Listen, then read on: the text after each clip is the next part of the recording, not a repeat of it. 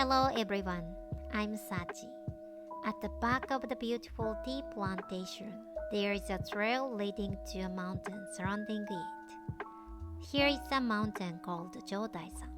This mountain is divided into 7 zones: Firefly Field, Murmuring River Field, Cherry Blossom Field, Literature Field, History Field, Four Seasons Field, and Bird Watching Field, each with its own walking path.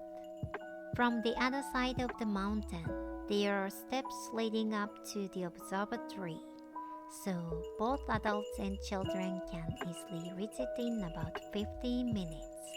The trail from this side is also well maintained, but it is more of a mountain trail. Nowadays, many people recognize that this side to the north is the back of the mountain, and this opposite side to the south is the front of the mountain. It is true that the south side is the main commercial street, but the north side is tea fields and rice paddies. The morning sun shines from the south side first, so it seems brighter there. I guess it doesn't matter. But I think that the front side of this mountain is the tea plantation side. 600 years ago, there was a castle at the top of the mountain, and the castle town developed on the present tea plantation site, while samurai residences stood in rows at the foot of the mountain on the opposite side. The castle also had its front gate on this side. Today, the town has developed and many more people live in the area where the samurai residences were located than in the area where the castle town was located. So from the perspective of the locals today, I think the perception of the front and back sides of the town has become the opposite of what it used to be. It's not a big deal, but it just makes me feel sad that people's perception changes from the original with time.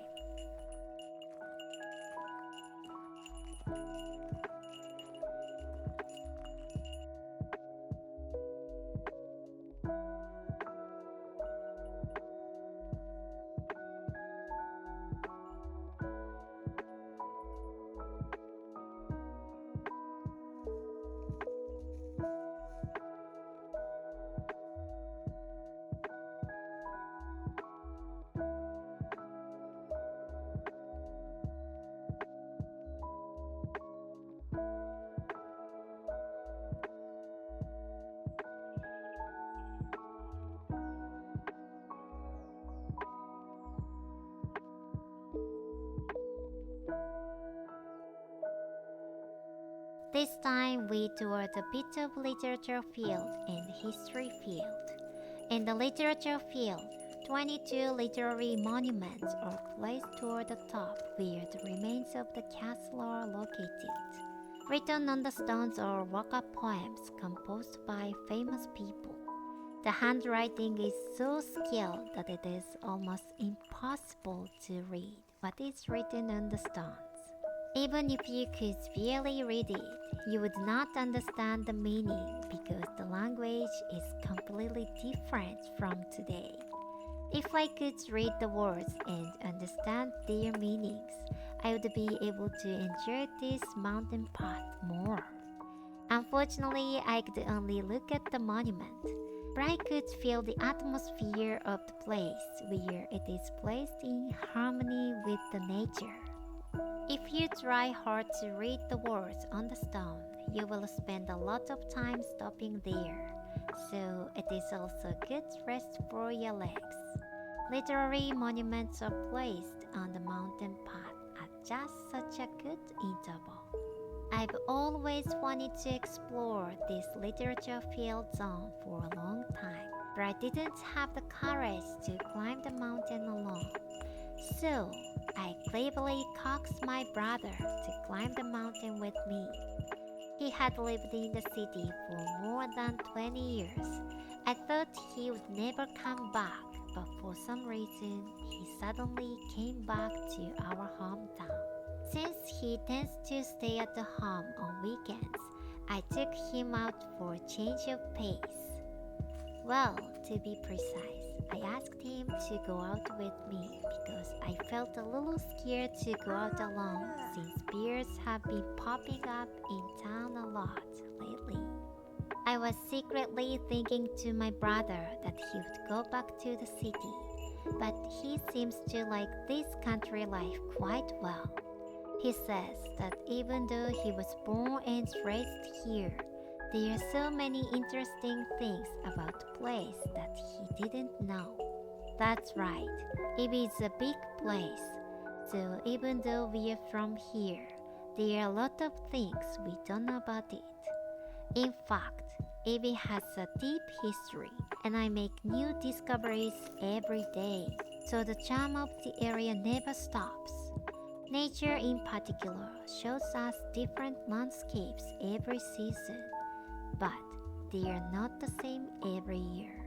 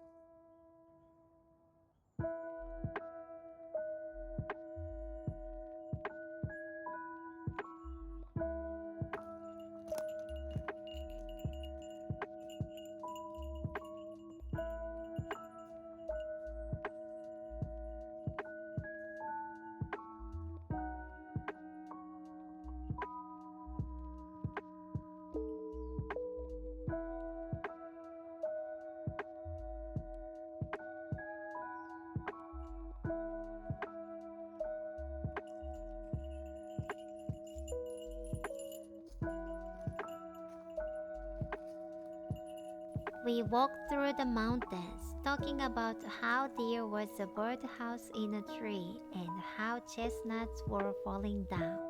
We were so peaceful. And we were moved by the beauty of the natural surroundings. The morning sun shining through the trees in the forest, the shade of the trees on the ground, the bare rock walls, the moment when the halo shone on the literary monument, the strangely shaped trees. All of it was too wonderful for words. I think it must have been a good inspiration for my brother, who is an illustrator. By the way, the whole time I was editing the video, I was looking back at the video I shot over and over again because the scenery I shot was so beautiful. Every moment in the mountains was so beautiful that it made me sigh. I was impressed once again by the beauty and greatness of nature. As a child, I loved watching my brother play video games next to me. I never thought I would grow up to climb mountains together and be moved by nature together. It's quite nice to be able to share the wonders of nature with my siblings. I am glad that my brother is more interested in the countryside than the city. I hope we can continue to share the beauty of nature in Ibi where we grew up by taking a walk together from time to time.